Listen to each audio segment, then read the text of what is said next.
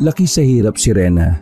Bata pa lamang, katuwang na ito ng mga magulang sa paghahanap buhay. Ipinanganak sa San Dionisio, probinsya ng Iloilo. Bata pa lamang ay namulat na ito sa mundo na puno ng hiwaga at kababalaghan. Ngunit nang dahil sa impluwensya ng mga nakikilala, kung kaya't ninais nitong lumihis ng daan, kung saan ginusto niyang talikuran ang mga magulang para lamang sa buhay na inaakala niyang makakatulong sa pansariling kapakanan. Sa edad na 19, nagpa siya itong mamaalam sa magulang na hanapin ang sarili sa ibang lugar. Ayon kay Rena, gusto naman niya sanang maranasan ang buhay na normal, lalo pat buong buhay niya sa lugar nila ay puro na lang kababalaghan at misteryo ang ginagalawan. At dala na din marahil ang pagiging manggagamot ng ama na siyang naging paraan nito upang mataguyod at mapalaki sila ng maayos, kasama ng 4 pa niyang mga kapatid. Alam ko naman po na ayaw niyo akong payagan, lalo pat wala pa po akong karanasan sa syudad, pero tay, ayaw ko naman pong tumandang kagaya sa inyo na puro na lang panggagamot ang gagawin. Naintindihan ko po ang katungkulan niyo bilang isang albularyo dito sa sityo. Pero tay, hindi po ito ang gusto kong maging buhay ko. May mga pangarap din po ako na gustong abutin. Aba, ano pa ba gusto mong mangyari, Rena? Syudad? Ano ba mga pinagsasabi mo? Abay, sa lagay na yan kulang na lang ikahaya mong kinalakihan mo. Tandaan mo, hindi magandang syudad, lalo pat wala ka man lang kakilala o di kaya'y wala ka namang matutuluyan doon kung sakali. Saka akala mo ba magiging maayos ang buhay mo kung mapapadpad ka doon? Diyos ko anak, mas malala ang buhay sa syudad, alam mo ba yon? Nakasimangot na nakikinig lamang si Rena kay Tatay Kaloy. Naiintindihan niya naman kung ano ang nais nitong ipabot sa kanya. Ngunit naging mapilit ang isipan niya. Dagdag pa niya, gusto niya lang ang buhay na natatamasa ng mga kakilala niyang nagsilipat ng lugar. Dagdag pa ni Rena kay Tatay Kaloy, hindi niya mararanasan ang mga yon kung mananatili lamang sa lugar nila. Ano ba kasi nakain mo? Bakit naisipan mong lumayo pa sa lugar natin, Rena? Walang magandang may dudulot ang pinaplano mo. Saka ang bata mo pa at hindi mo kayang manirahang malayo sa amin. Ano bang akala mo sa buhay syudad? Hayaan mo siya, Letty, sa gusto niyang mangyari. Katigasan ng ulo yan. Akala mo naman kaya niya ng buhay ng sarili niya. Ito lang masasabi ko sa iyo, Rena. Pagdating ng araw, babalik ka din dito. Yang katigasan ng ulo mo ang magpapahamak sa iyo. Tahimik na naglikpit na lang si Rena ng mga gamit. Alam niya sa loob niyang hindi madali ang makuha ang kalooban ng mga magulang. Ngunit kailangan niyang tibayan ang loob dahil ayon sa kanya, walang mangyayari kung una pa lang ay susuko na sa pagpapasya. Tumalikod naman si Tatay Kaloy habang patuloy lamang si Rena sa pag-aayos ng mga gamit niya. Wala na din naman silang magawa upang hadlangan pa ang anak, samantalang mas nangingibabaw din kay Tatay Kaloy ang pagrespeto sa pasya ni Rena. Napaisip din itong susubukin niya kung hanggang saan ang tapang ng anak. Napabuntong hininga na lamang si Tatay Kaloy habang naiisip kung paano ang magiging sistema ng anak. Maging ang kalagayan ng pamilya, gayong tanging si Rena lamang ang kaagapay niya sa panggagamot. Nababahala din si Tatay Kaloy sa magiging epekto ng mga desisyon ng anak sa kabuuan ng pamumuhay nila. Kinabukasan, maaga pa lang umalis na si Rena. Ni hindi na ito nagpaalam sa mga magulang. Ayon kasi sa kanya, ayaw niyang makita ang kalungkutang pumapagitna sa mga ito. Baon niya ay pag-asa na mahanap ang kung anumang nais ng kalooban sa piniling landas. Oh, sa hindi pa natitikitan dyan taas ang kamay. Abay sa panahon ngayon, wala nang libre. Ang mga nakikibag-ride dyan, walang 1, 2, 3 Natatandaan ko mga pagmumukha nyo. Oh, ikaw miss, saan ka bababa? Nakatingin ito kay Rena habang naghihintay ng sagot sa dalaga. Mababa ka sa binata ang pagtataka sa bihis at kilos ng dalaga. Animoy para itong galing pa ng bundok. Maging pananamit at ayos, masasabing napag-iwanan na ng panahon. Kuya, Pwede po bang ibaba niyo na lang po ako sa malapit sa syudad at hindi ko po kasi kabisado ang lugar? Kung maaari po sana, pakiabisuhan na lang po ako. Iniabot ng dalaga ang bayad habang tumitingin ang makahulugan sa kaharap. Napangiti naman si Nardo habang binibigay ang tiket niya. Sa unang pagkakataon, nakaramdam ang dalaga ng kakaibang interes sa kaharap. Lalo pa noong minsang tumitig din ito sa mga mata niya. Pakiwari ni Rena, may kakaibang sensasyon ang pumukaw sa pagkatao niya. Lalo pa nung minsan pang nagtama ang mga mata nila at sabay napangiti. Ilang oras ang lumipas nang marating nila ang lugar. Marami naman ang nagsibabaan kasama ang dalaga. Dahil hindi kabisado ang lugar, kung kaya't umupo na lamang ito sa nakahani na silya. Nilingalinga ang paligid. Ayon sa kanya, sobrang iba ang syudad kumpara sa pinanggalingan niya. Dito, nakaramdam siya ng pagmamaliit sa sarili. Ayon kasi sa kanya, marunong siyang magbasa at magsulat pero hindi yun naging sapat upang mapuna ng kakulangan niya, hindi lang sa dunong maging sa karanasan sa mga modernong bagay. Ilang sandali pa'y nakaramdam siya ng takot, lalo pat hindi niya din alam kung saan talaga siya pupunta. Walang kaibigan, walang kakilala, at lalong walang pamilya. Ni hindi niya namalayan ang paglipas ng mga oras. Sa ganung pag-iisip siya naalimpungatan nang may biglang umubo at tumabi sa gilid niya. Napalingon ng dalaga nang makita ang pamilyar na figura. Nakakatiyak siya na si Nardo, ang konduktor ng bus, ang tumabi sa kanya. Aba, kanina ka pa dito, miss? May hinihintay ka bang sundo? Parang bagong salta ka sa lugar ah. Ayos ka lang ba? Naku, parang naglayas ka sa inyo ah. O di kaya ay... Ako po bang kinakausap mo? Opo, ayos lang naman ako. Kaso tama po kayo, bago lang talaga ako dito, saka wala po akong sundo. Katunayan, hindi ko po alam kung saan ako pupunta eh. Hindi ko inaasahan na ganito pa lang tinatawag na syudad. Saka hindi po ako naglayas. Naku, naloko na. Saan bundok ka ba galing? Tama nga ang hinala ko eh. Hindi ka naglayas? Sa ayos mo? O baka, o di kaya may tinatakasan ka. Bakit ka napadpad dito?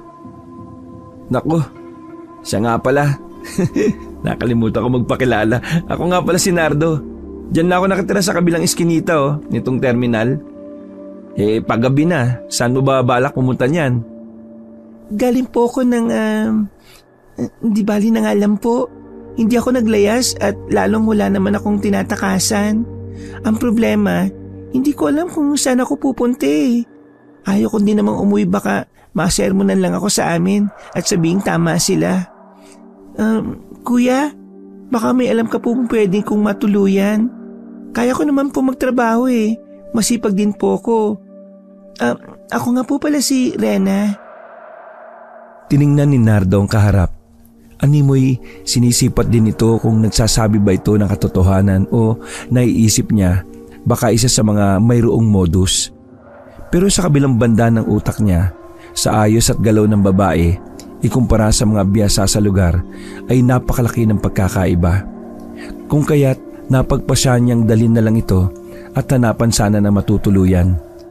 Hindi din naman matiis ng konsensya niyang basta na lang iwan ng dalaga. Ang laki naman ng pasasalamat ni Rena sa naging tura ni Nardo. Sa unang araw pa lang ng kanilang pagkakakilala ay magaan agad ang loob nila sa isa't isa. Lalo pa si Rena sa edad niya ni hindi ito nagkaroon ng pagkakataong malapit sa kung sino mang lalaki, lalo pa kung kasama siya ni Tatay Kaloy. Hinihigpitan ito ng sobra, lalo pa ang pakikipag-usap sa kung sino. Dalangan ng albularyo ang tatay, madalas natuturo sa dalaga ang mga kailangan gawin upang kumilatis ng mga kaharap. Dagdag pa ni Tatay Kaloy, hindi lahat maganda ang intensyon. Merong mga nilalang na nagbabalat kayo lamang. Pero nang makilala niya si Nardo, lahat ng pangaral ng tatay ay nabura. Bagkus nakaramdam siya ng kalayaan at nabigyan niya ng pagkakataon ng sarili na maramdaman ng kanyang pagkababae na hindi man lang inuusisa kung anong meron sa kausap. Malawak ang lugar at espasyo sa tinutuluyan ni Nardo. Halos lahat ng mga pinsan at kaanak niya ay kapitbahay ng binata.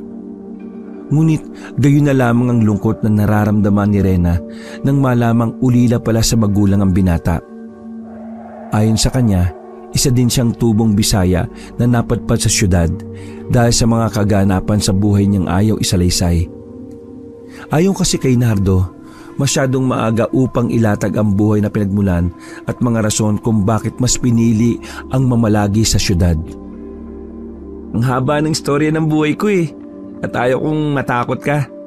Hayaan mo, pag nagustuhan mo dito, kung maging maayos ka, malalaman mo naman din ang lahat Pero sa ngayon, magpahinga ka na muna. Huwag kang mag-alala, hindi ako masamang tao. Saka tayo lang naman dito sa bahay ko Huwag mo na lang isipin ang mga nakapaligid sa atin. Sigurado ako, wala din silang mga pakialam. Kahit pa kalahi ko sila Naku, nakakaya naman dito mo pa talaga ako pinatuloy sa bahay mo. Huwag ka mag-alala, hindi ako magiging pabigat. Tutulungan din kita lalo na sa paghahanap buhay. Maghahanap din ako ng trabaho, kuya. Saka, oo, nahiya nga ako sa mga nadaanan natin kanini. Ganito ba talaga sa lugar nyo? Kung makatitig ang mga tao? Halos tago sa pagkatao ko Kuya, parang naging kapatid na tayo niyan, Rena. Pwede namang pangalan ko na lang ay tawag mo Huwag ka nang maya ha. Saka ano man ang makita mo sa paligid o di kaya'y maririnig mo, huwag mo nang pansinin. Lalo pat maraming chismosa dyan sa labas Dito sa syudad, kung gusto mong tumagal at mabuhay, patuto kang makisama at dapat hindi ka patola. Dito mo kasi makikitang ginagawang biro maging panlilibak O siya, sige, ayusin mo na yung mga gamit mo. 2 naman ang kwarto sa bahay ko Doon ka sa kabila, ayusin mo na lang ng konti. Wala kasing gumagamit dyan kung kaya't madumi yung kwarto. Napangiti na lang ng bahagya si Rena habang nakikinig sa mga kataga ni Nardo. Iba naman ang pumapasok sa diwa niya. Sa unang pagkakataon, nakaramdam ng kakaibang sensasyon ng dalaga. Ayon kasi sa kanya, kahit bago pa lamang silang magkakilala ni Nardo, napakabait nito at siya namang napakagaan ng kalooban niya. Dagdag pa ng dalaga, hindi inaasahang may tutulong sa kanya sa ganitong paraan. Lumipas ang ilang araw, naging maayos ang pagsasama ng dalawa. Nakitaan din ni Nardo ng kabutihan ng dalaga. Ngunit hindi naglaon, ang dapat sana'y pagtulong ay napalitan ng pag-ibig. Ang sana'y makikitira lamang ay naging permanente dahil sa namuong pagkakaunawaan sa dalawa. Nung una ay nagkaroon pa ng agam-agam sa dalaga pero hindi din nagtagal ay tinanggap ni Rena si Nardo bilang katipan. Halos lahat ng nakapaligid sa kanila ay hindi sumasang-ayon, lalo pa si Tio Renato ni Nardo. Ayon pa dito, ni hindi nila alam kung saan nagmula si Rena, maging lahi nito. Dagdag niya pa, ni hindi man lang muna naipakilala ni Nardo sa pamilya bago pa man ang lahat. Maging ang mga nakapalibot sa kanila ay hindi maiwasang punahin ang sistema na mayroon ng dalawa. Lalo pa noong araw na pumutok sa buong lugar ang pagbubuntis ni Rena. Kumitid ang espasyo para sa mag-asawa dahil maging si Nardo ay nababahala sa magiging reaksyon ng lahing pinilit niyang talikuran. Isang araw ay napadalo ang tiyuhin upang sana'y magbigay ng babala sa dalawa. Hindi sa tutol ako sa kung anumang pasyang ginawa niyong dalawa. Pero Nardo, hindi mo man lang binigyan ng panahon ng magpaalam sa pamilya ni Rena. Nako, para formal sana ang inyong pagsasama dapat may basbas. Hindi yung ganito. Saka, tingnan mo nga, buntis na yung asawa mo. Mahirapan kayo pareho niyan. May edit sa labas at isa ito sa pinunta ko dito. Delikado. Huwag na po kayo magalit, Tiho. Nandun na po kami sa punto na iuwi ko sa kanila si Rena. Siyempre, kasama po ako. At bago po sana ang kabuanan niya nais ko po sana magpaalam sa mga magulang ni Rena para di naman maging formal ang aming pagsasama. Tama po kayo, maging ako ay nababala sa posibleng mangyayari. Kaya kung maaari sana Tiyo samahan niyo muna kami dito. Alam mo naman pong wala ko araw-araw para bantayan ang asawa ko. Saka paano niyo po pala nalamang buntis si Rena? Wala pa naman po kaming napagsasabihan. Hindi na kailangan. Alam mo naman ang dahilan. Naamoy ko ang asawa mo. Saka kaya ako napasyal dito. Halos usap-usapan na ng kalahi mo yung nangyayari dyan sa asawa mo. Nardo, etong payo ko sa iyo bilang tiyuhin mo ha. Ilayo mo na sa lugar na ito ang asawa mo hanggat may oras pa. Huwag mo nang hintayin na magaya pa sa tiyahin mo. Naiintindihan mo ba ako?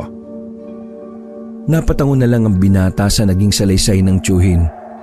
Bumabalik din sa alaala niya ang mga nangyari. Maging sa mga magulang niya. Naluha naman siya ng bagya habang inaalala ang malagim na sinapit ng mga ito sa mga kamay ng mga kalahi.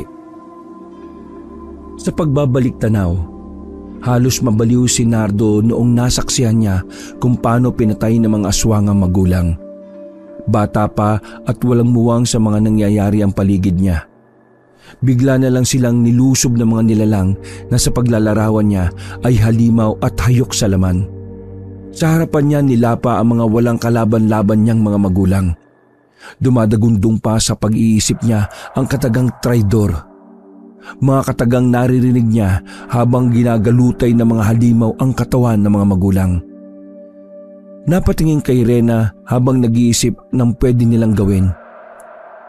Alam niyang delikado ang magiging buhay ni Rena oras na malantad ang pagkakakilanlan at lalo pang nababahala oras na umabot sa iba pang kalahi ang pagdadalang tao ng asawa niya. Hindi niya alam kung paano ilalatag sa asawa ang mga lihim na itinatago niya habang sila ay nagsasama. Ang tanging kagustuhan niya lang ay mailayo sa kapahamakan ng asawa at magiging anak. Ilang sandali pa'y napapitlag si Nardo nang biglang magsalita si Rena. Parang kay bigat ng mga dinadala niyo Tiyo Renato, hindi pa naman po sigurado kung ano ang mangyayari. At siya nga po pala, paano niyo po nalaman na buntis ako? Maging ang mga kapitbahay ni wala po akong natatandaan na pinagsabihan ko tungkol sa kondisyon ko. Pero parang hindi ko din mapaliwanag lalo na kung nakatingin sila sa akin. Para akong kakainin Kaya nga hindi na ako naglalabas lalo pa kung wala si Nardo. Pero hindi pa naman po sigurado kung ilang buwan na itong dinadala ko Hindi pa nga po kami nakakapagpa-check up. Saka wag po kayo mag-alala, iingatan ko po ito. Nardo, huwag ka na masyado mag-alala ha. Panalangin ko na lang na matanggap tayo ng pamilya ko oras na umuwi ako sa amin. Nakasama ka. Isa din yan sa panalangin ko, mahal. Matanggap tayo ng pamilya mo. Lalo pa ng mga magulang mo. Pero nababahala lang ako sa mga nakapaligid sa atin ngayon Tiyo Renato, dito na po muna kayo. May ayusin lang po ako. Babalik po ako kaagad. Sa akin walang problema pero kung maaari lang bumalik ka kaagad. Huwag ka magpapagabi. Alam mo naman. Nakangiting tugon ni Tiyo Renato kay Nardo. Alam niyang kahit pa magkapamilya sila, kahit pa kilala nila si Rena, pero iba pa rin kasama ni Nardo ang asawa. Ayon kasi kay Tiyo Renato, hindi kayang kontrolin ng mga aswang ang sarili lalo na pagbaba ng haring araw. Madalas, hindi nila kilala ang mga kaharap bagkus may nangingibabaw sa kanila, ang pagkahayok sa laman, mapahayop man yan o tao. Dagdag pa niya, hindi niya kayang gawa ng masama si Rena, pero may iwan itong mag-isa sa bahay kung sakaling hindi pa darating sa tamang oras si Nardo. At yun ang ayaw nilang mangyari lalo na nung nakumpirma mismo ng tiyuhin ang pakiramdam kay Rena. Dala na din marahil ang mas matalas ang pang-amoy ng mga aswang kaysa sa mga dalubhasang doktor, ika niya. Laking pagtataka naman ni Rena kung ano ang pinagsasasabi ng kaharap. Hindi niya din maintindihan kung ano ang nangyayari. Iniisip niya lang na mga oras na yon, sobra-sobrang pag-iingat ang ginagawa sa kanya ng asawa. Ilang sandali pa'y nagpaalam si Nardo sa kanila.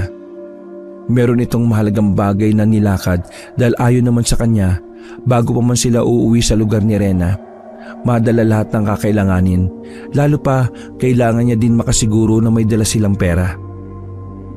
Babalik din po ako kagad. Saka Tiyo, huwag po kayo magpapapasok na ibang tao ha. Pangako po, babalik ako bago magdilim. Rena, mahal, huwag ka mag-alala. Magiging maayos din ang lahat. Magkandado na muna kayo ng bahay ha. Ayos lang kami at magiging maayos hanggang sa pag-uwi mo. Akala mo naman kung saan ka pupunta. Ikaw ang mag-ingat kasi ikaw ang lalabas. Kami nasa bahay lang. Sige na, lumakad ka na ng maaga pa at para makabalik ka kagad. Ngumiti pa ang mga ito habang nagpapaalamanan. Nang makalayo na si Nardo ay agad namang naglock ng pinto si Tio Renato. Habang si Rena ay pumunta sa kusina at naghanap ng luya at bawang.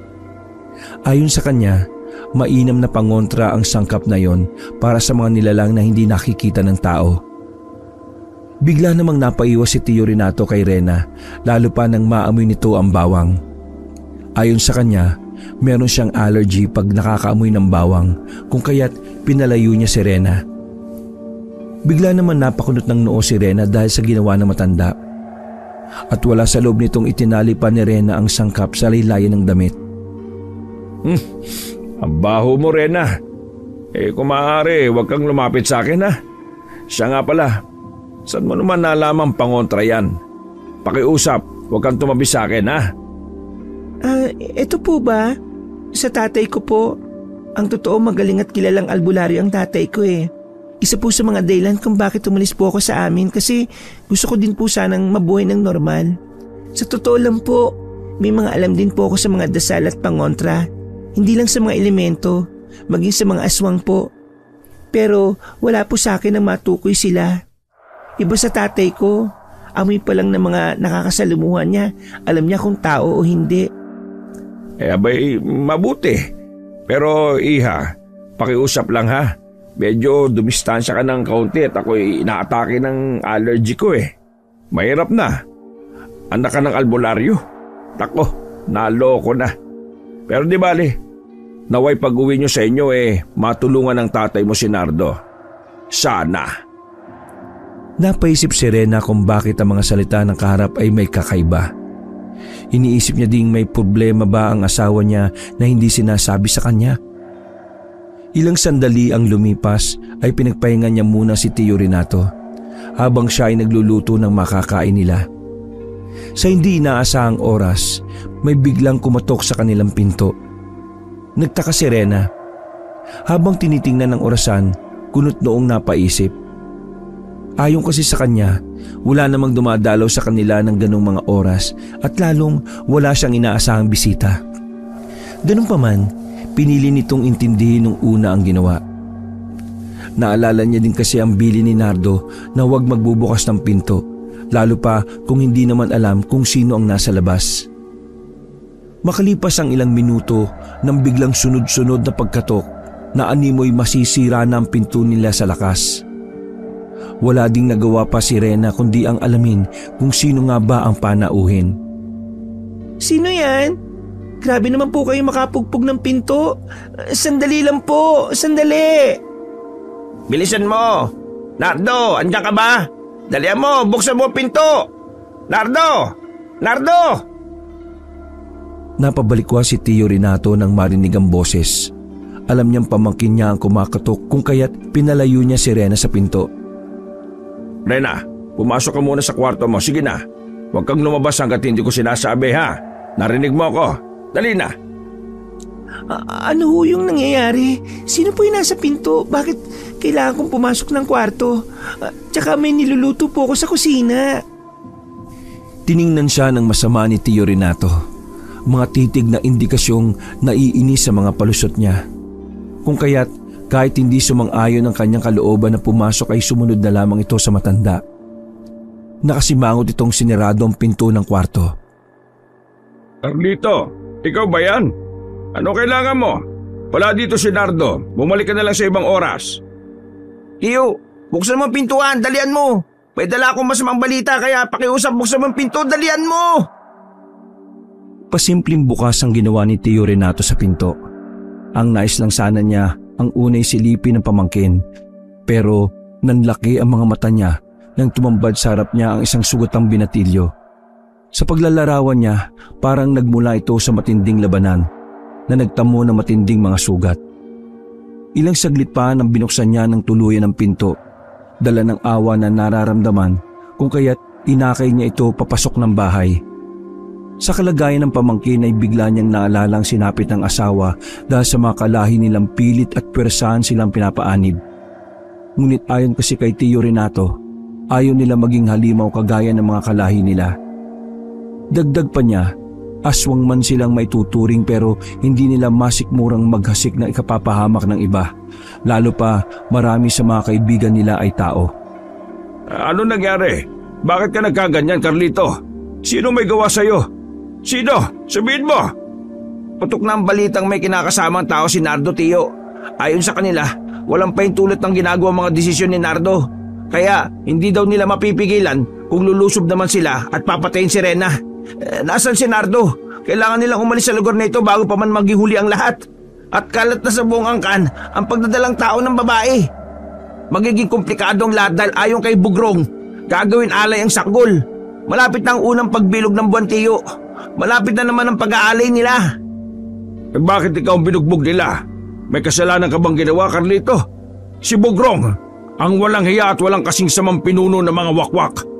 Oo, napagpasya na ng dalawang lumayo at hinihintay na lang ang pinsan mo at may inaasikaso pa.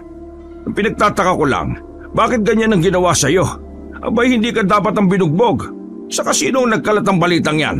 Mga aswang na may tuturing. Talagang may mga tsismosa pang nakahanay. Inaawat ko sila, Tiyo. Dahil ayaw ko may gawin silang masama ulit kay Nardo. Alam mo naman sa lahat sa atin dito, siya lang ang walang proteksyon. At lalong siya lang ang hindi nabatakan ng pagkaaswang. Pero ang kinatatakot ko, baka pwersahan nilang loobin kayo dito. Kaya pakiusap, palisin mo na sila. Nalilito ang matanda, lalo na sa parte kung bakit kailangang humantong sa gulo. Ayon sa kanya, hindi na naging maayos sa mga buhay nila dahil sa mga kalahing inanak ng demonyo. Sa lahing pinamumunuan ng purong wakwak. Ilang saglit pa nang bigla namang lumabas ng silid si Rena. Ayon kasi sa kanya, nakaramdam siya ng biglang pag-alinsangan ng lugar at pagbigat ng presensya. Napatakip pa ito ng bibig nang makita si Carlito na sugatan at maraming pasa. Papaging langit, ano nangyayari? Sino siya, Tiyo? Diyos ko, sandali kukuha ko ng panglinis sa mga sugat mo. Panginoon ko, saan ang asawa ko? Tiyo, dali na po natin siya sa doktor at baka mapano siya. Hindi mo na kailangan pa ako makilala. Pero, Beno, ako na mismo magpapakilala ng sarili ko. Ako nga pala si Carlito, pinsang buo ng asawa mo. Kilala kita pero hindi kami maaari magpakita sa'yo. Dahil sa mga kondisyong hindi mo maunawaan. Hindi ka ba natatakot sa akin, Rena? Takot? Bakit naman ako matatakot? Hindi ka naman siguro mangangati ng tao, di ba? Saka, bakit ka nagkaganyan? Marami sa inyo ang hindi ko pa kilala, dala nga ng hindi talaga pinapayagan lumabas ako ni Nardo. Pero siyempre, gusto ko rin din kayo makilala. Tio Renato, tara na po, dali na lang natin siya sa pagamutan. Di ba, anak ka ng albularyo, Rena? Bakit hindi mo subukang gamutin siya, iha? Hindi yan gagaling sa doktor. Ang mga sugat niya, kailangan niya ng... Napatigil si Tio Renato sa pagsasalita. Alam niyang hindi kaaya-aya kung ilalatag niya ang mga bagay kay Rena na wala pang pahintulot kay Nardo. Samantala, hindi na nagdalawang isip si Rena. Lumapit siyang bigla kay Carlito upang masuri sana ang lagay niya. Laking pagtataka niya dahil kakaiba ang nagiging hatak ng kaharap sa kanya. Lalo pa nung bigla niya itong naamoy. Ayon sa kanya, nakakaamoy siya ng mapanghi at malansa sa kaharap. Wala din sa loob na napatitig siya sa mga mata nito na animoy mas malaki ang itim kaysa sa mga puti. Indikasyon yon para sa kanya na hindi tao ang kaharap. Para masiguro ang nasa isip, Tumitig siya ng taimtim sa mga mata ni Carlito. Nasipat niyang baliktad ang figura niya sa mga mata ng kaharap. Aswang, bakit ganyan ka? May mga kailangan ba akong malaman? Tio Renato, aswang si Carlito. Oo, Rena. Pangungunahan ko na ang asawa mo. Aswang halos lahat ng nakapalibot sa inyo. Buong lugar dito, kalahi ng asawa mo. Kaya ngayon palang sinasabi ko na sa iyo na delikado ang buhay mo at ang dinadala mo. Kailangan nyo nang lumayo. Huwag nyo nang hintayin ng unang kabilugan ng buwan. Isang araw magmula ngayon. Kaya tumakas na kayo habang may oras pa. Diyos ko, aswang! Lahat kayo ng mga aswang! Si Nardo, aswang din ang asawa ko! Aswang! Dahil sa nararamdaman na hindi na naiwasan ni Rena ang umiyak, kasabay ng pagtalikod niya sa magtiyuhin. Tumahimik lang din ang dalawang kaharap, lalo pa nung nakita nila si Rena na animoy hindi tanggap kung ano ang mga narinig. Ganun pa man, hindi na muna sila nagpaliwanag ng mga bagay-bagay kay Rena. Dahil ayon naman sa kanila, si Nardo ang dapat magpaliwanag dito. Dagdag pa ni Tio Renato, mas mainam kung sa bibig mismo ng asawa ni Rena magmumula ang lahat. Minuto lang ang lumipas nang maisip ni Rena ang magbalot na ng mga gamit. Ayon kasi sa kanya, mas mainam nang handa na ang lahat bago pa man dumating ang asawa. Umiiyak ito habang inaalala mga sinabi ng magulang. Sa loob niya ay may mga pagsisising namumuo, lalo pag sumagi sa utak niya na posibleng maging aswang din ang bata sa sinapupunan niya dahil ang ama ay may lahi ding aswang. Iniiling pa niya ang ulo, indikasyon na ayaw niya ang mga pumapasok na realisasyon. Dagdag pa niya na kung sana nakinig lang siya sa mga magulang, hindi sana umabot sa ganito. Sumasagi pa sa isip niya paano kung hindi sila matanggap ng ama niya. Imbis na pinipigilan niyang maluha, ay lalo tuloy nagsiunahan ng pagpatak ng luha sa mga mata niya. Hawak ang tiyan, kahit anumang mangyari, hindi siya gagawa ng mga bagay na ikasasama ng anak, bagkus nangako itong iingatan niya ang dinadala. Ilang sandali pa'y dahil sa sama ng loob kung kaya't wala sa loob na nakatulog si Rena. Dala na din ng mabigat na pakiramdam matapos umiyak, bigla na lang siyang napapikit. Hapon na nang maalimpungatan sa ingay na nangyayari sa labas ng silid niya. Naririnig niya ang pamilyar na boses. Si Nardo, dumating na ang asawa. Dali-dali siyang lumabas at inalam kung ano ang kaguluhang nagaganap sa labas. Nardo, kumalma ka muna. Walang may dudulot na tama yung mga nararamdaman mo. Kaya kung maaari, pakinggan mo muna kami. Ikaw at ang pamilya mo ang agrabyado sa usaping ito. Kaya kung maaari sana, umalis na kayo sa lugar na ito. Tiyo, buong buhay ko nagbago dahil sa mga kalahing mga aswang. Pinili ko mabuhay na maayos. Tayo, dito, tahimik at walang problema. Tapos, bakit ganito? Ipaliwanag mo nga sa akin, Tiyo. Hindi pa ba sapat na kabayaran ang buhay ng magulang ko, ng pamilya mo, para bigyan nila tayo ng katahimikan? Saka ikaw, Carlito, anong pinagsasabi mo kay... Ha? Napatigil siya sa pagsasalita nang makitang nakatayo sa gilid ang asawa niya. Nagpupunas ito ng mga luha at animoy mugto pa ang mga mata, indikasyon na hindi maayos ang sistema nito. Nilapitan ni Nardo at niyakap si Rena. Patawarin mo ko. Hindi ko sadyang ilimang lahat sa iyo, mahal ko. Pakiusap, hindi ko kayang nakikita ka ding nasasaktan. Nardo, magmadali na kayo. Wala nang oras. At ramdam kong hindi naligtas ang lugar na ito. Iwan mo na kami dito ni Tio Renato. Kaya na namin ang mga sarili namin. Ang mahalaga sa ngayon, makatakas kayo. Sige na! Niwala ng katagang lumabas kay Nardo para sa asawa kundi patawad. Maging si Rena ay hindi na din nagsalita bagkus binitbit niya na din ang nailigpit niyang gamit. Nababahala man sa mangyayari pero nilalakasan ni Nardo ang loob, hindi para sa sarili kundi para sa asawa at magiging anak niya. Bago pa man sila umalis, sinigurado na muna ni Rena na malakas ang proteksyon niya. Alam niya magiging mainit sa paligid ang paglabas nila, ngunit dahil may kaalamang naituro sa kanya ang amang albularyo, agad namang nilang inapply sa sarili. Binalutan niya ng pulang tela ang tiyan, dahil ayon sa kanya, ang gawain niyo na isang uri ng sabulag para sa mga masasamang nilalang at elementong magtatangka ng hindi maganda sa pinagbubuntis niya. Sinikap niya ding maproteksyonan ang sarili sa pamamagitan ng pag-uusal na naaalala niyang naituro ni Tatay Kaloy. Tara na, Rena. Diretso tayo sa kakilala kong driver ng bus. Magpahatid na lang tayo sa inyo. Sa ganitong oras kasi wala nang biyahe. Alam mo naman at malayo din ang lalakbay natin. Panalangin kong maging maayos ang madadaanan natin. Salamat naman at pumayag ang kakilala mo. Nardo, huwag ka mag-alala. Magiging maayos ang lahat. Saka kung inaalala mo ang pamilya ko, alam kong hindi ako matitiis sa magulang ko, lalo pa sa ganitong sitwasyon. Kaya pakiusap ko sa iyo, ipanatag mo din ang kalooban mo, ha? May awa ang Diyos. Malalampasan din natin ito.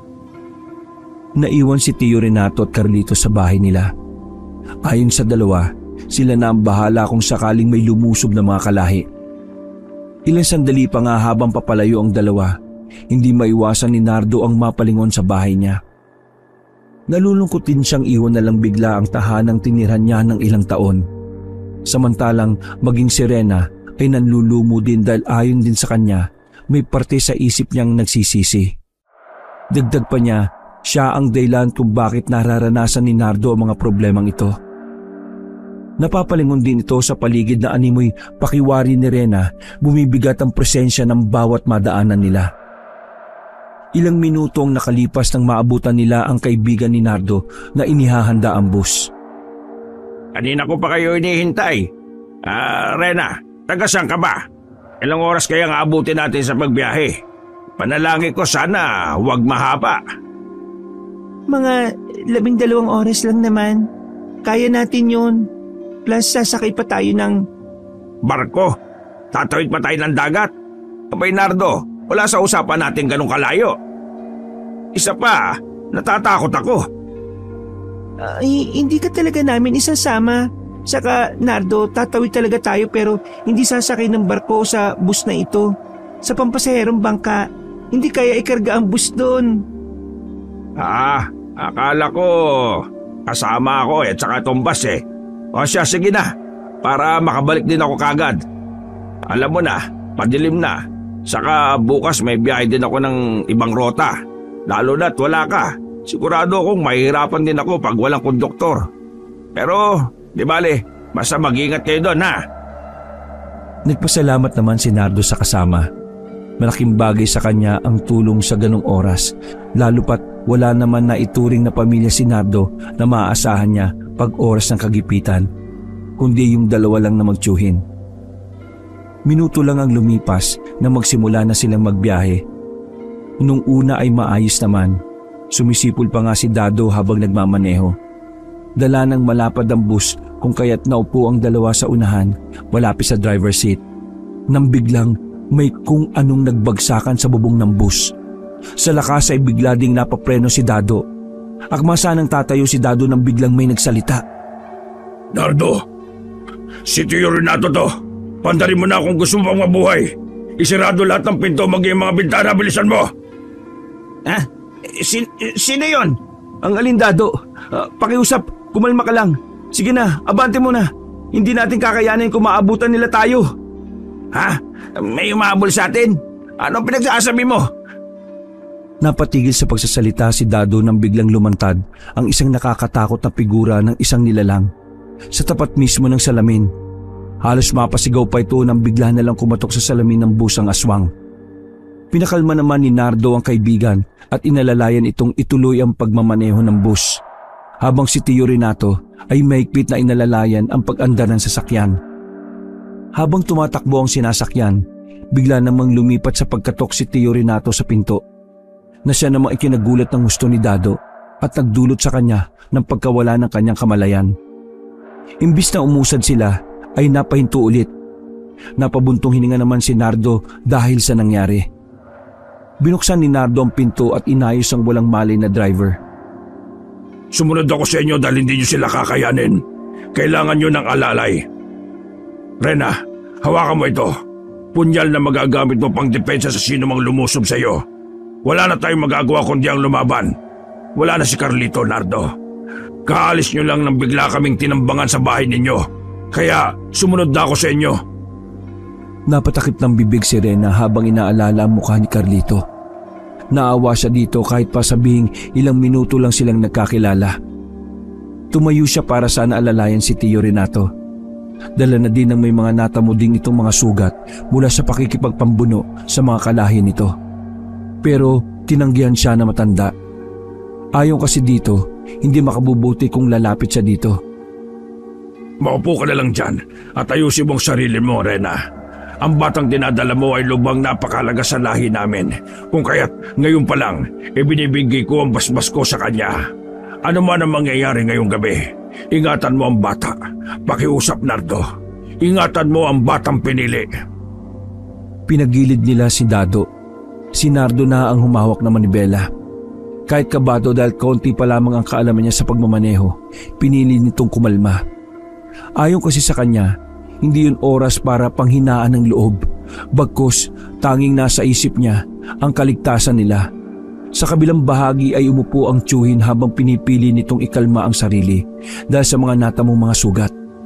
Ipinagpasalamat ito dahil sa mga oras na yon, wala masyadong mga sasakyan na pwedeng mag-antala na kanilang pagbiyahe. Samantalang taimtim namang nananalangin si Rena ng kaligtasan nila.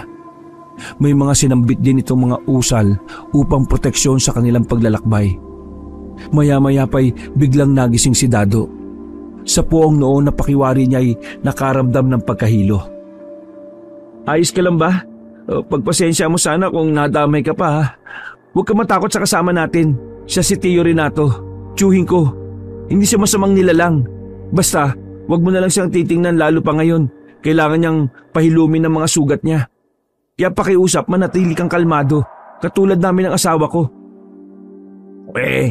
Hindi ko inaasahan na ganito. Lalo pa si Aswang. Totoo ba ito? Nananaginip lamang ako, Nardo. Saka ano ba talaga nangyayari? Gusto ko nang umuwi, pakiusap. Bumalik na tayo. Sa ayot sa gusto mo, Dado, isasama ka namin. Mahirap na at maging kargo kita kung sakaling may mangyari sa'yo.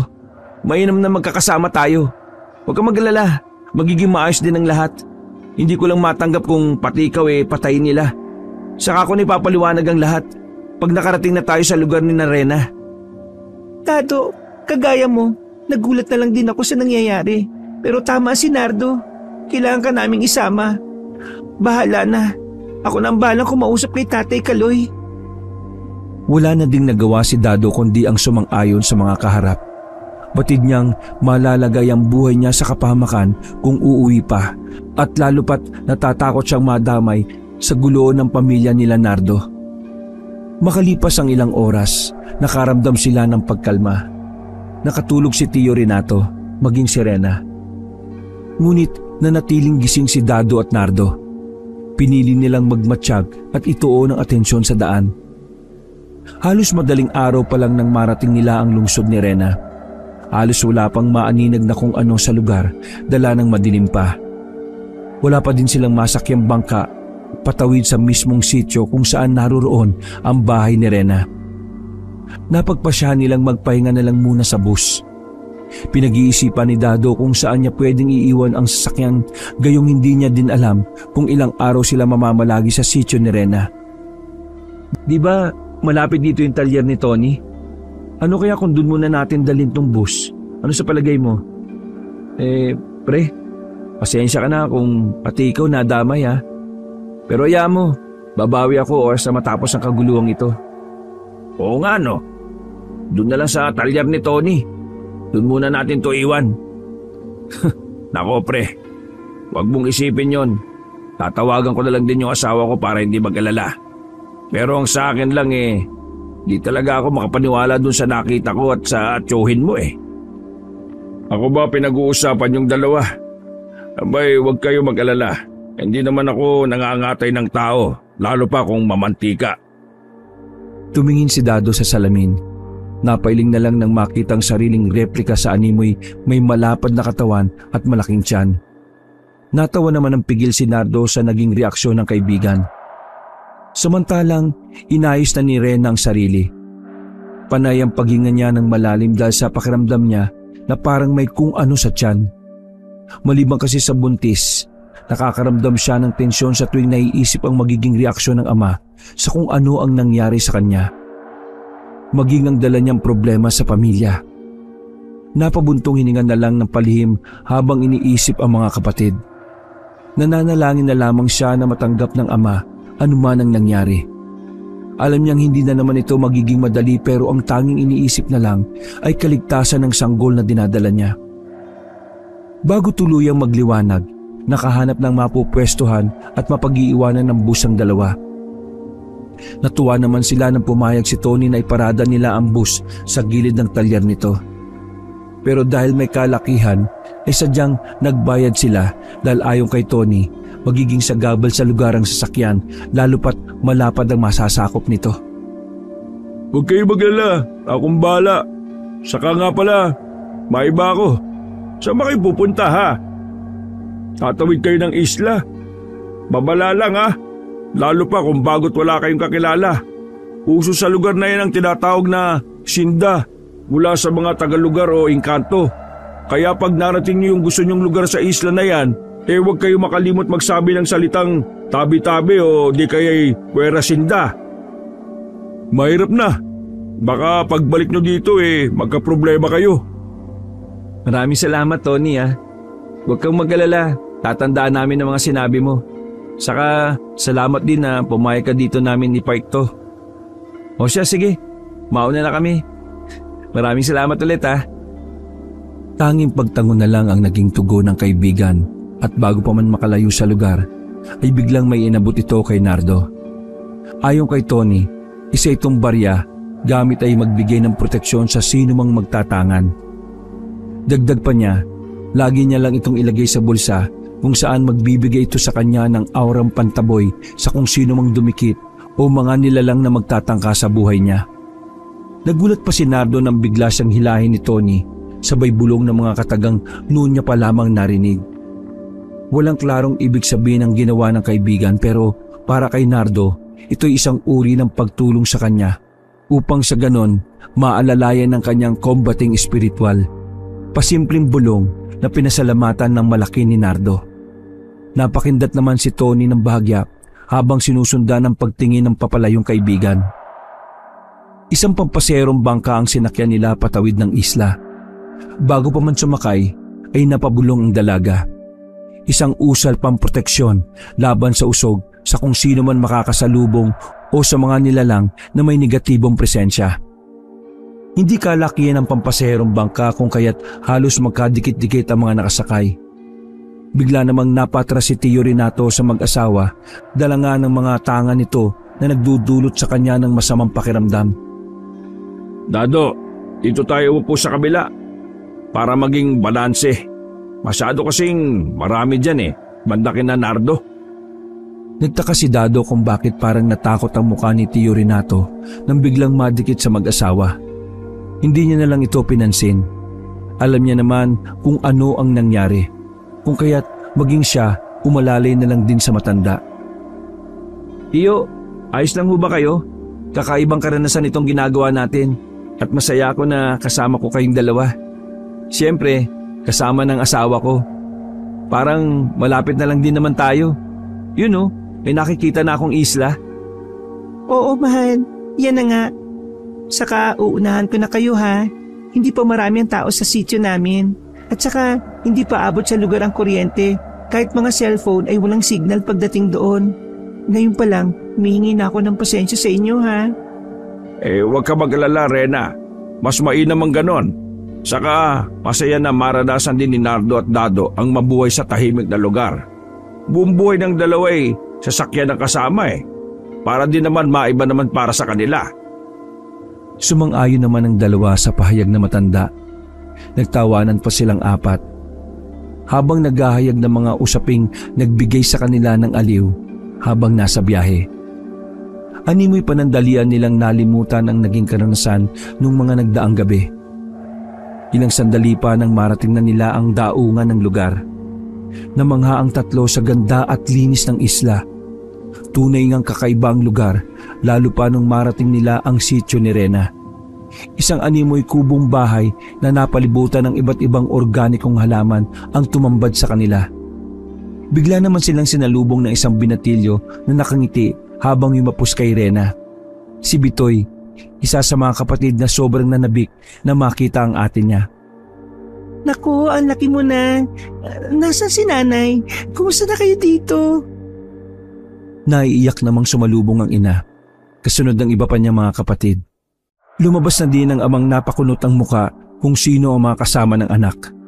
Samantala, hindi alintana ni Nanay Leti ang mga kasama ni Rena, bagkus inakay niya ang mga ito papasok sa mumunting tahanan upang makapagpahinga. Ngunit naiwan si Tio Renato. Nagsitinginan ng lahat nang bigla itong umatras at ayaw humakbang papasok. Abay, hindi talaga makakapasok ang mga aswang sa pamamahay na ito. Kung iba ang pakiramdam mo, huwag kang humakbang. Baka mamaya kung ano mangyari sa'yo. Abay, ako pa masisi. Rena, anak, uuwi ka na din na lang nagdala ka pa ng aswang. Pagpasensyaan nyo na po, Tio Renato. Ayos ka lang? Oo, aswang siya pero hindi siya masama. Katunayan, siya ang isa sa mga dahilan bakit nakauwi ng ligtas ang anak ninyo. Naku, Tio Renato, ayos ka lang ba? Tatay Kaloy, pakiusap po. Nais lang po sana namin may ligtas na lugar para sa amin. Pangako po, oras na maging ayos ang lahat aalisin po kami dito. Kumuha ng mahabang bangkong gawa sa kawayan si Nanay Leti. Inilatag niya ito sa gilid upang may maupuan si Tio Renato. Pansamantala diyan ka muna magpahinga. Hindi basta-basta makakapasok sa pamamahay ko mga nilalang. Hindi din madaling tanggalin ang mga proteksyong na itanim ko na sa pamamahay na ito. Pero hayaan mo, gagawa kita ng espasyo mo. Tanging pasasalamat na lang ang naging tugon ni Tio Renato habang sina Rena at Nardo ay kinausap ng magulang ni Rena. Isinalaysay nila ang lahat sa paraang maiintindihan ng mga magulang nito. Gaano man kahirap magpaliwanag, sinikap ng dalawa na maisa-isa ang naging kaganapan. Samantalang hindi na din pumasok si Dado. Mas pinili nitong samahan si Tio Renato sa gilid ng bahay. Binusog na lamang nilang dalawa ang kanilang mga paningin sa magandang paligid. Paanong buntis? Ito na nga ba sinasabi ko Walang magandang may dudulot sa iyo ang pag-alis. Tapos, ito ang ama. Tapos, may gulo. Aswang kanyo. Rena, tinuturuan ka ng tatay mo ng mga bagay sa mundo para mapabuti ang kalagayan mo. Tapos, sa ganito ka pa rin babagsak.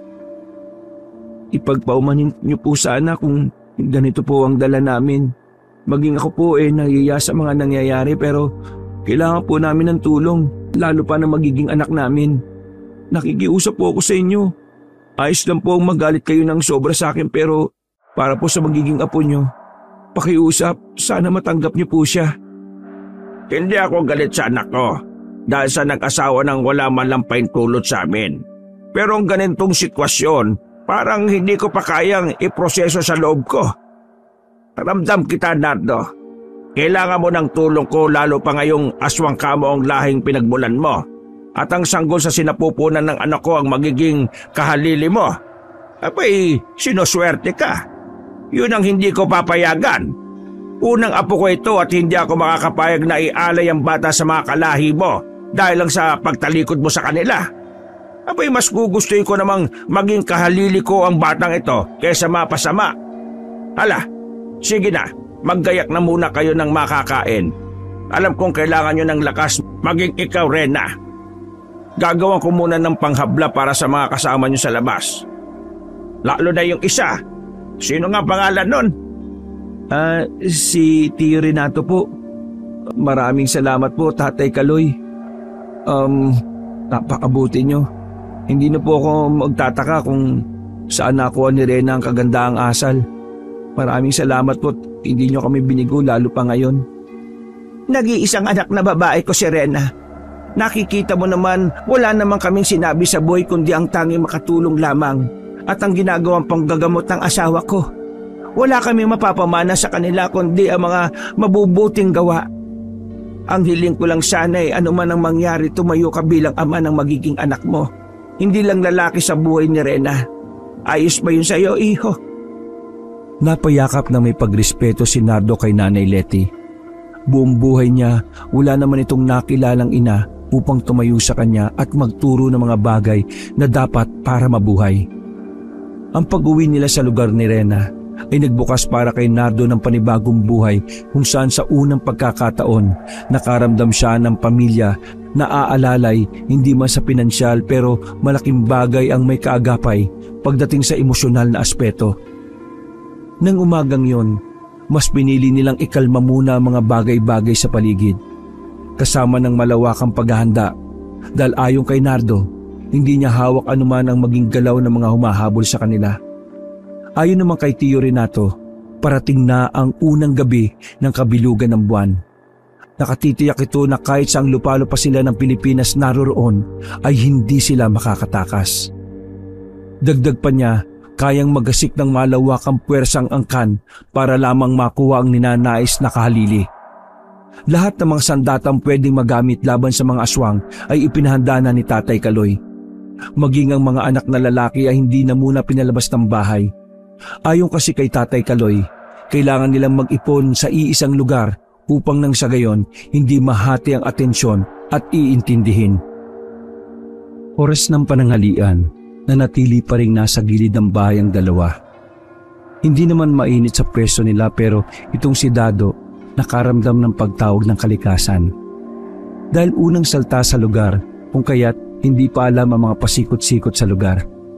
Dala na din na hindi niya kayang pigilan at hindi niya alam kung saan ang palikuran. Nagpa siyang umihi sa gilid ng malaking punong malapit sa bahay. Hindi sumagi sa utak niya ang posibleng mangyari kung kaya't hindi alintana ang ginawa. Hoy, anong ginagawa mo dyan? Naku, umihi ka no? Sana doon ka umihi sa palikuran, huwag dyan sa puno. Baka mamaya manuno ka. Ewan ko na lang sa'yo. Hindi ko na kasi mapigilan eh. Kanina ko pa hinihintay yung kapatid ni Rena na lumabas. Magtatanong sana ako kung saan pwede umihi. Wala man lang lumalabas eh. Kaya bahala na.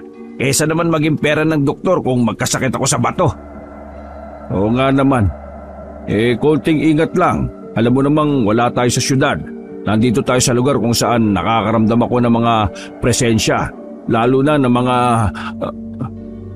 Hindi natuloy ang pagsasalita niya nang biglang sumabat si Tatay Kaloy. Mag-aswang talaga, malakas ang pakiramdam. Ano, nagugutom na ba kayo dalawa? Tara, halik kayo, sumunod kayo sa akin.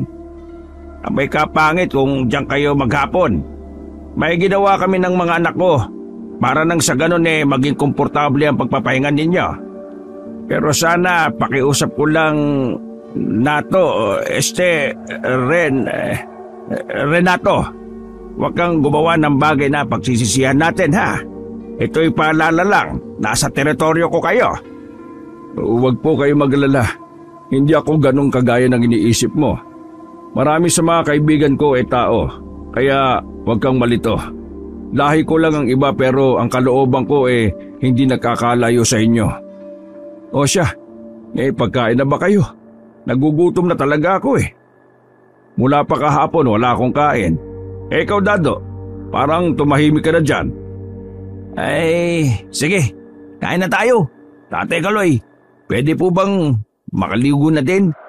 Parang nangati ang katawan ko dun sa inupuan namin ni Tio Renato Saka parang biglang uminit no? Napatitig naman si Tio Renato na nagtataka sa naging kilos ni Dado. Bago pa man sila pumanhik papasok, sinapo niya muna ang noo ng kasama. Parang sa paglalarawan niya, biglang umiba ang timpla at kulay ng mukha ni Dado.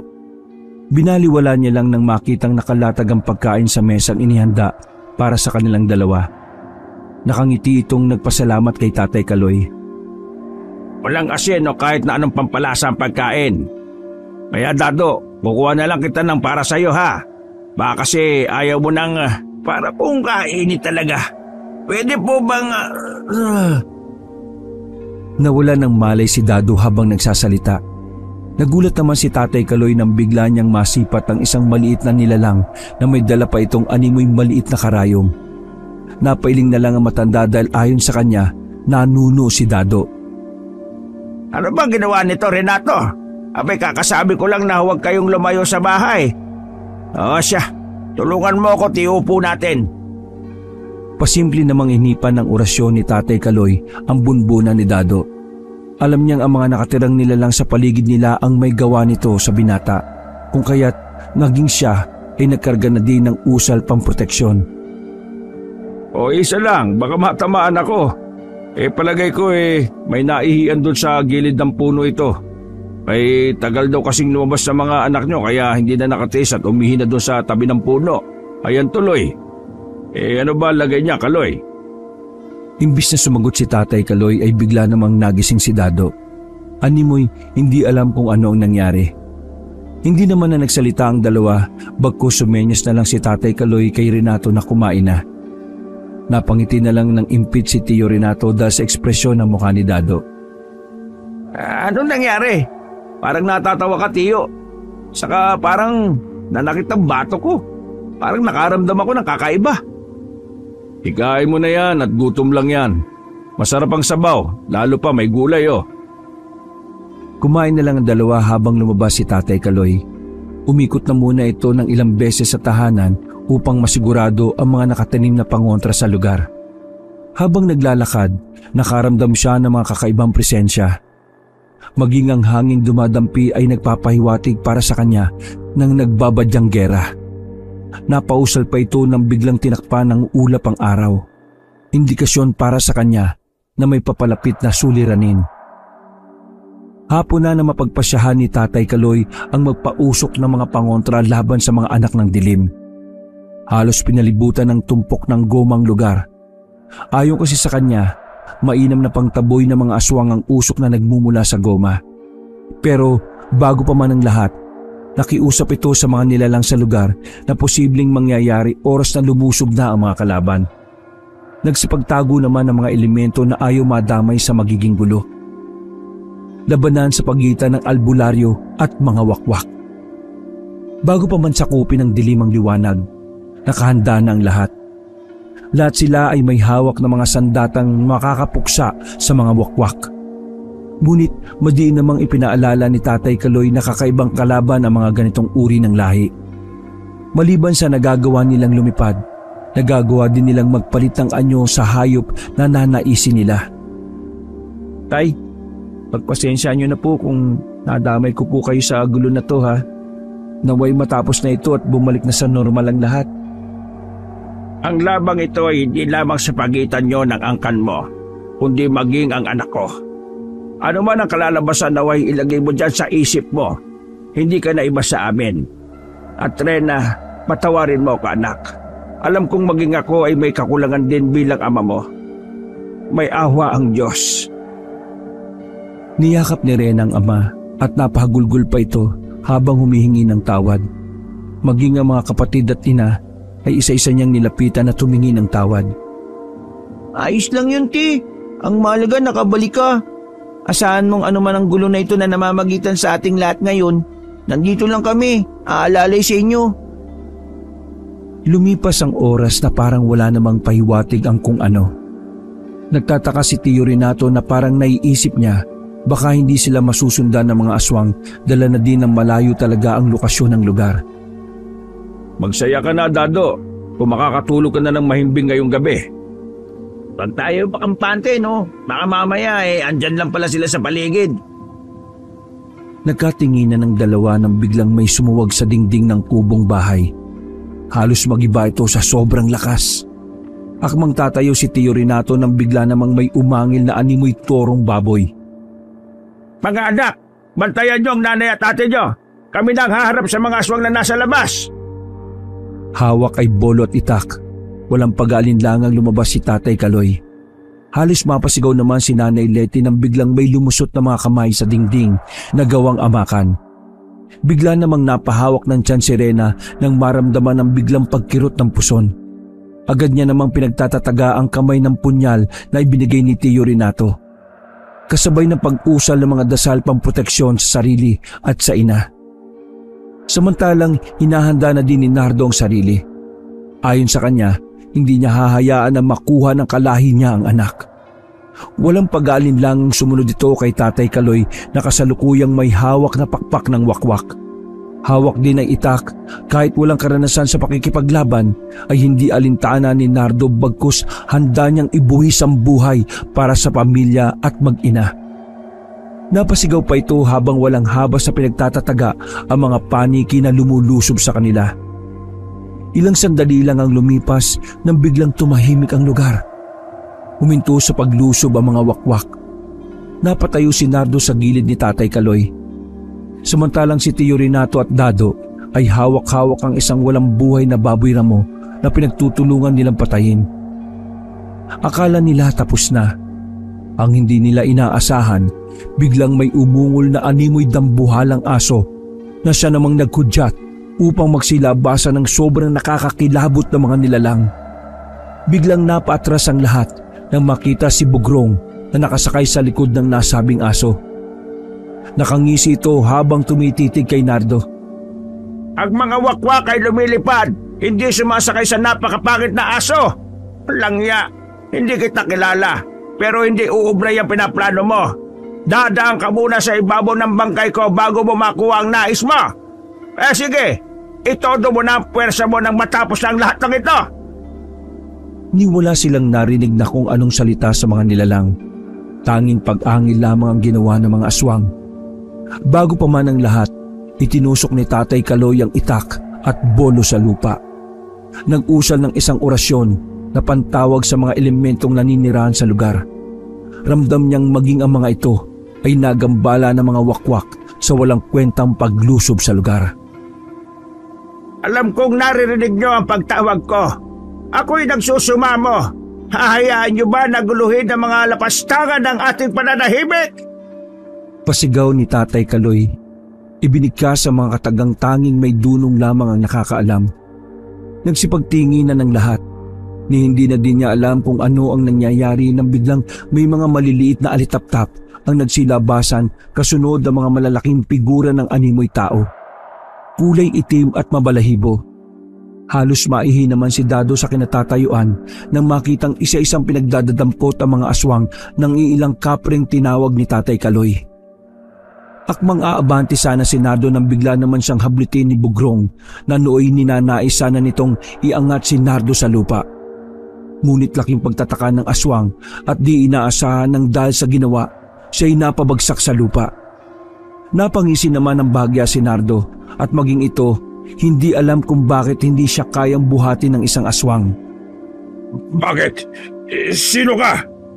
Ako lang naman ang inagahon mo na karapatan upang magkaroon ng maayos na buhay.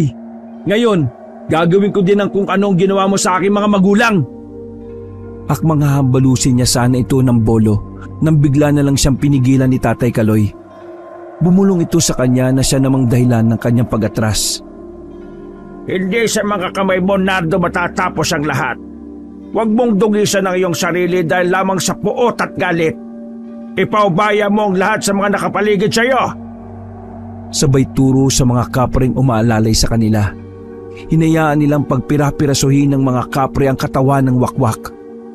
Halos dumagundong naman ang lugar dahil sa pagsigaw ni Bugrong habang walang awang ginugutay-gutay ng mga kapre ang katawan. Niwala ding ligtas sa mga kampo nito na animoy isang tiris lamang ng mga kapre. Yung iba, parang papel na animoy pinupunit ang mga katawan ng mga nag-aagawang mga kapre. Halos inabot na ng madaling araw ang naganap na labanan. Napaluhod naman si Nardo at napahalik sa lupa bilang tanda ng kanyang pasasalamat. Alam niyang matatapos na ang panggugulo ng mga kalahi.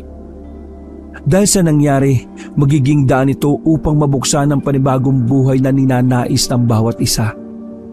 Tapos na, Nardo. Tapos na. Maraming salamat, Kaloy. Kung hindi dahil sa iyo, sigurado kung ano-ano nangyari sa akin. Sa amin. Pero teka, may iba ko. Nardo, bakit nga pala hindi ka kinaya ni Bugrong? May agimat ka ba o anting-anting? Hindi ko nga din alam kung ano nangyari. Baka busog lang ako. Di ba konduktor ka? Baka may barya ka dyan sa bulsa mo o anumang metal. Barya? Yung binigay ni Tony. Tio Renato, ito nakalimutan ko palang tanggalin sa bulsa ko. Saka, totoo pala ito, Tatay Kaloy. Naku, kailangan ko palang magpasalamat kay Tony. Hayaan niyo po, pag makabalik tayo sa kabilang ibayo magpapasalamat ako ng marami sa kanya at dito sa barya. Nagtawanan na lamang sila habang nagliligpit ng mga gamit. Hindi nagtagal ay nakabalik na si Dado sa syudad. Maging si Tio Renato naman ay sumabay na din. Pero si Nardo nagpaiwan sa isla. Kasama ang pamilya ni Rena, naging katuwang din ito ni Tatay Kaloy sa panggagamot. Tinuruan siya ng matanda kung paano mabuhay sa isla. At dahil din sa kanya kung bakit hindi na ninais pa ni Rena ang lumuwas. Para sa kanila, naging sapat ang karanasan upang buuin ang mga sarili. Lumipas ang ilang buwan at nanganak na si Rena, isang lalaki na pinangalanan nilang Kulas. Alam ni Nardo na hindi purong tao ang nananalaytay sa dugo ng anak, kung kaya't bata pa lang ay minulat niya na ito sa katuroang magagamit ng bata para paunlarin ang sarili. Naibahagi ang kwentong ito dahil nilalayo ng manunulat na himukin ng tagapakinig sa mga bagay na gaano man kamoderno ang panahon sa ngayon. Hindi pa rin basta mabubura ang mga istoryang hindi mo man naabutan pero tunay na naranasan ng mga taong magpasa hanggang ngayon. Pinipili ang mamuhay kaakibat ang misteryo at kababalaghan ng mundo. Wakas.